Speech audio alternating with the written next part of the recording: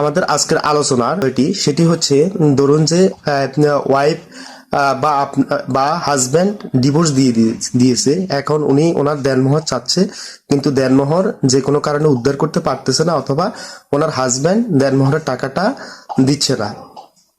সেক্ষেত্রে উনি পারিবারিক আদালতে মামলা করেছে। মামলার ক্ষেত্রে দেখা যায় যে পরবর্তীতে উনি মামলার ভয়ে টাকা দেওয়ার জন্য মোটামুটি এগ্রি হয়েছে বা রাজি হয়েছে। সেক্ষেত্রে আসলে কিভাবে দেওয়া হতে পারে, সেটা কি এককালীন অথবা কিস্তিতে, সেটা কিভাবে হতে পারে? আসলে আপনার যদি সামর্থ্য ভালো থাকে, আপনি যদি সলভেন্ট হন, আপনি চাইলে এককালীন পুরো টাকাটাই দেনমোহরের আপনার স্ত্রীকে দিতে পারেন। অথবা আপনি যদি নিডি বা দুর্বল হয়ে থাকেন, আপনার অর্থনৈতিক বা সামাজিক প্রেক্ষাপট ততটা স্ট্রং না হয়ে থাকে, সেক্ষেত্রে আমি বলবো যে আপনি আপনার সামাজিক অবস্থান আবার আপনার ফাইন্যান্সিয়াল কন্ডিশন গুলো আদালতকে তুলে ধরতে পারেন। সেই ক্ষেত্রে আদালত হয়তো আপনাকে কিস্তিতে টাকাটা দেওয়ার জন্য অর্ডার দিতে পারে। আপনি সেই অনুপাতে কিস্তিতে টাকাটা দিতে পারেন।